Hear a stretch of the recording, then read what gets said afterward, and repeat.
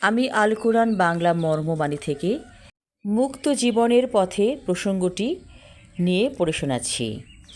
কোরআন পড়েছি বহুবার, কিন্তু তেমন কিছুই বুঝিনি, ভেতরে ডুব দিতে পারিনি কখনো।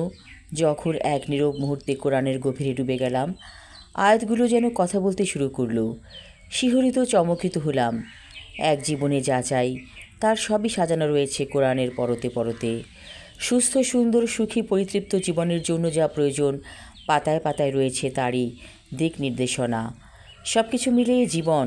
তাই সমস্যা শরীরের হোক বা মনের, যৌন জীবনের জট হোক বা অর্থনৈতিক জটিলতা, পণ্যের আসক্তি হোক বা প্রবৃত্তির দাসত্ব, ব্যক্তির অসততা হোক বা সামাজিক অবিচার, পার্থিব সুখ হোক অথবা পরকালীন পরিত্রাণ, সব একই সূত্রে গাঁথা।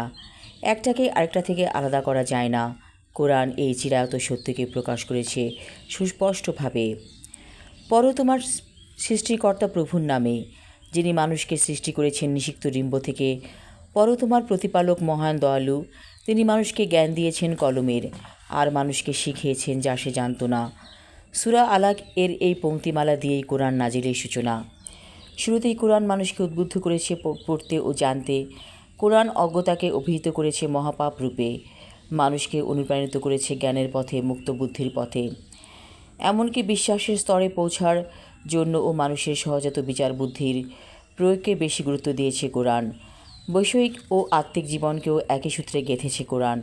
সুস্পষ্টভাবে বলেছে, আল্লাহর বিধান অনুসরণ করো, দুনিয়া ও আখিরাতে তুমি সম্মানিত হবে।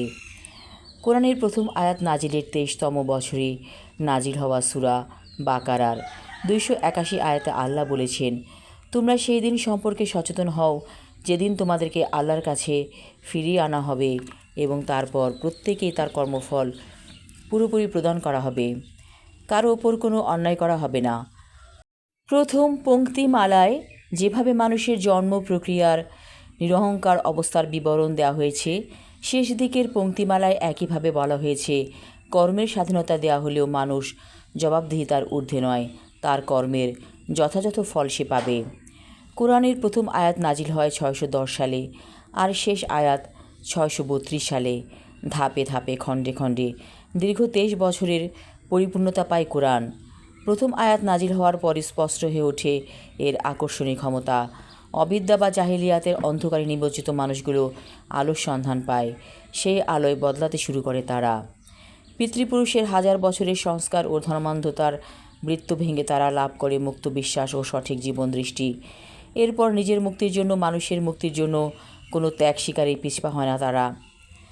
অবিদ্যা, হিংসা, সন্ত্রাস, রক্তপাত, শোষণ, জুলুম আর নারী নির্যাতনে নিমজ্জিত মানুষেরাই পরিণত হয় সত্য ও ন্যায়ের মূর্ত প্রতীকে।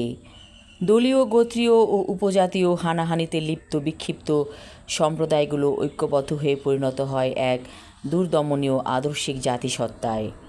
প্রথম আয়াত নাজিল হওয়ার 50 বছরের মধ্যে কোরআনের অনুসারীরা তদানীন্তন পরাশক্তির রোমান ও পারস্য সাম্রাজ্যকে নিশ্চিহ্ন করে পরিণত হয় তখনকার একমাত্র পরাশক্তিতে।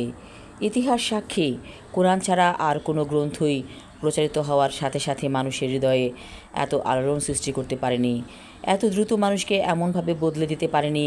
কোরআন সরাসরি যাদের সামনে নাজিল হয়েছিল তারাই শুধু আলোকিত হননি, ধর্মান্ধতা ও পাশবিকতার পরিবর্তে ধর্ম, মানবিকতা ও মুক্তবুদ্ধির এই স্রোত প্রবাহিত হয়েছে প্রজন্মের পর প্রজন্ম, শতাব্দীর পর শতাব্দী ধরে। ধর্ম, মানবিকতা ও মুক্তবুদ্ধির এই স্রোত ইতিহাসের মধ্যযুগে সৃষ্টি করেছিল এক আলোকোজ্জ্বল সভ্যতা। কোরআনের অনুসারীরা যখন শিল্প, সাহিত্য, জ্ঞান, বিজ্ঞান চর্চায় অবগাহন করছিল, তখন ইউরোপ ডুবেছিল অজ্ঞতা ও ধর্মান্ধতার অন্ধকার যুগে। প্রাচ্যের এই আলোকোজ্জ্বল সভ্যতা থেকে ইউরোপের দেশে দেশে কোরআনের মানবিকতা ও মুক্তবুদ্ধির বাণী পৌঁছতে থাকে বিভিন্নভাবে। ইউরোপে সূচনা হয় রেনেসাঁ বা মুক্তবুদ্ধির জাগরণ। নতুনভাবে শুরু হয় জ্ঞান বিজ্ঞান চর্চা।